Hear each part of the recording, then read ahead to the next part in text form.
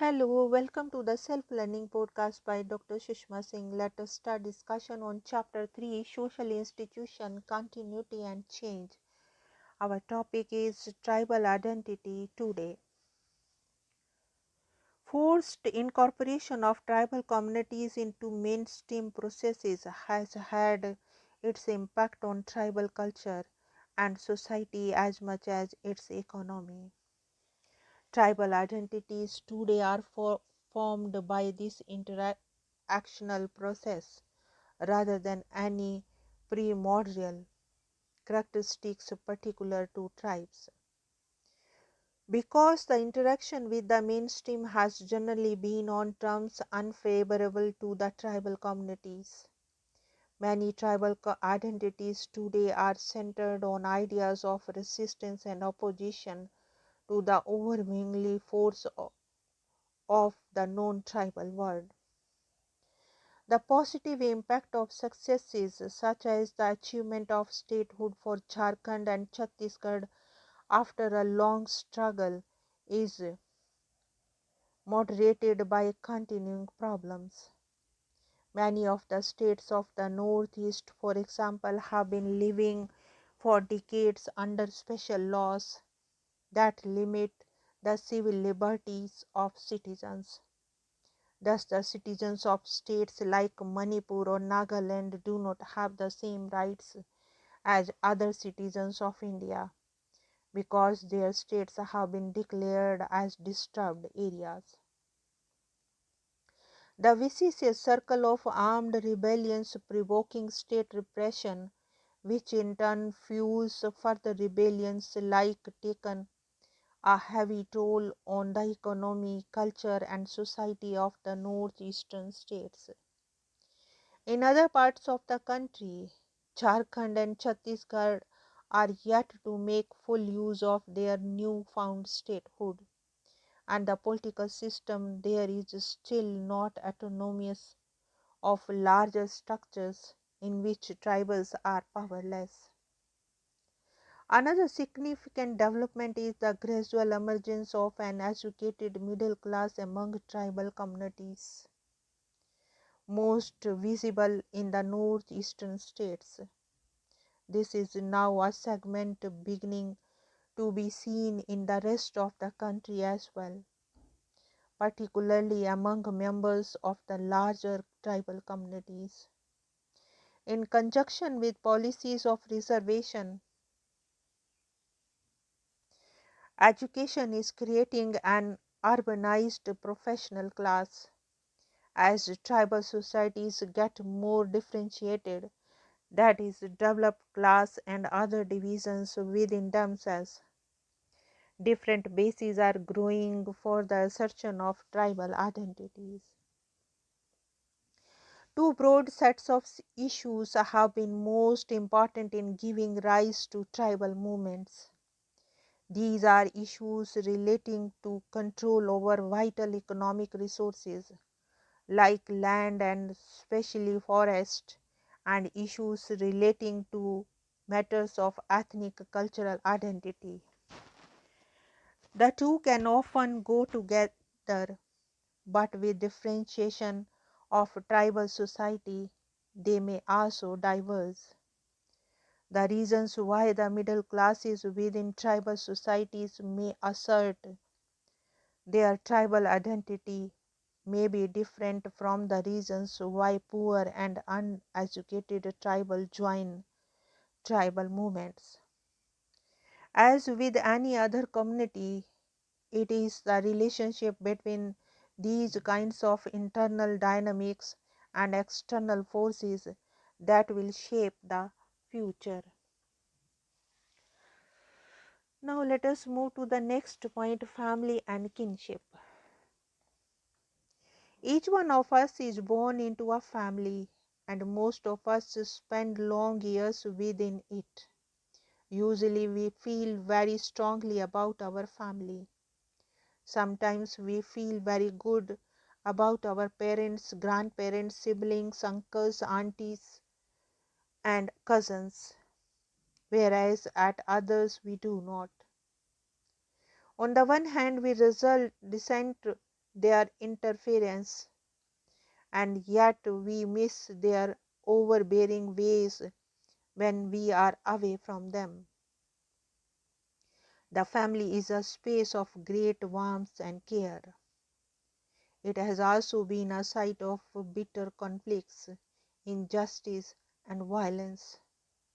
Female infanticides, violent conflicts between brothers over property, and ugly legal disputes are as much part of family and kinship as are stories of compassion, sacrifice, and care.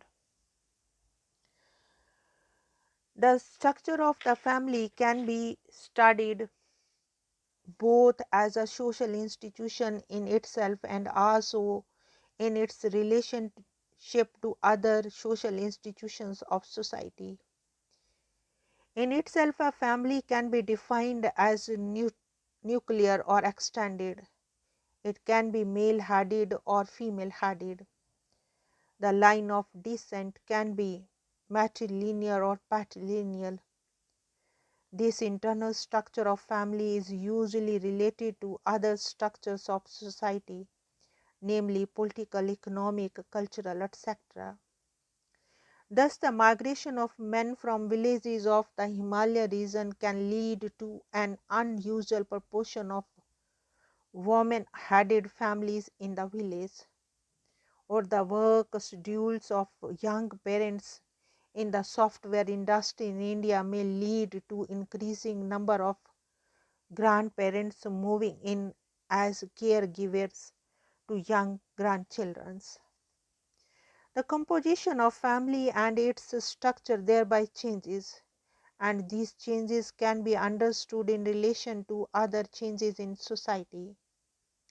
The family is linked to the economic, political, cultural, and educational spheres.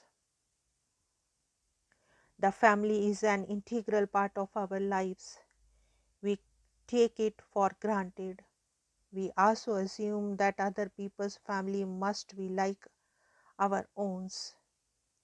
This and other dimensions of family have been discussed. As we saw, however, families have different structures and other structures change. Sometimes these changes occur accidentally, as we are when a war takes place or people migrate in search of work. Sometimes these changes are purposely brought about, as when young people decide to choose their spouses instead of letting elders decide, or when same sex love is expressed openly in society.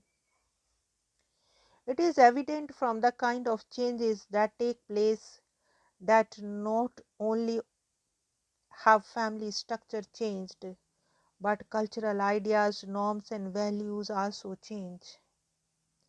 These changes are, however, not so easy to bring about.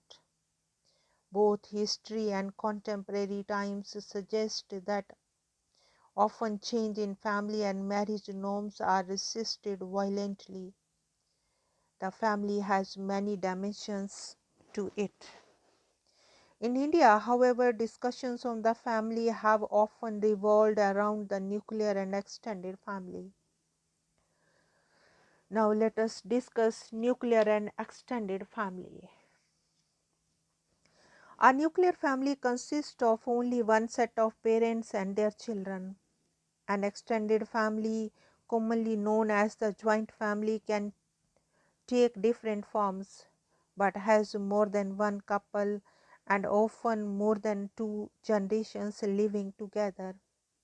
This could be a set of brothers with their individual families or an elderly couple with their sons and grandsons and their respective families. The extended family often is seen as symptomatic of India. Yet this is by no means the dominant form now or earlier. It was confined to certain sections and certain regions of the community. Indeed, the term joint family itself is not a native. category. As I.P. Desai observes, the expression joint family is not translation of any Indian word like that.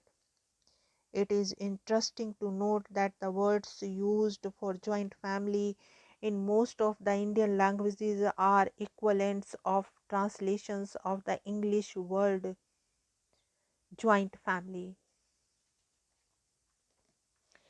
Now let us discuss the next point, the diverse forms of the family.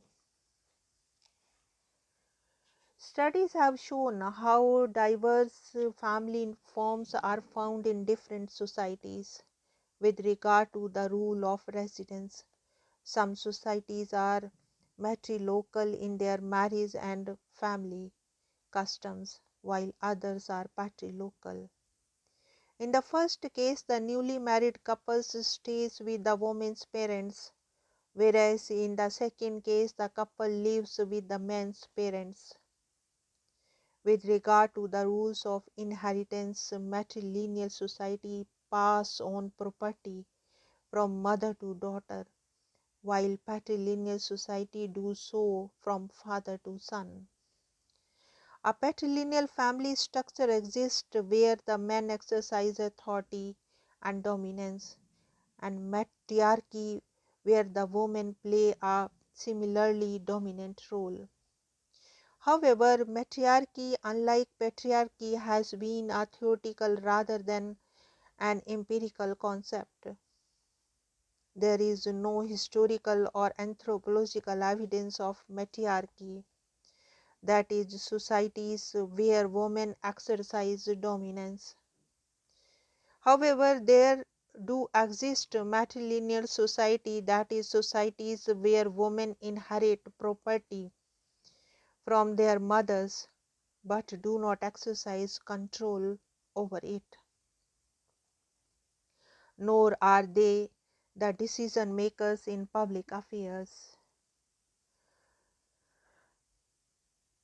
The account of Khasi matrilineal are the example which clarifies the distinction between the matrilineal and matriarchy. It shows the structural tension created by matrilineal which affect both men and women in Khasi society today. Now let us wind up the session, and we have come to the end of the chapter. Thank you very much for engaging yourself with the Self Learning podcast.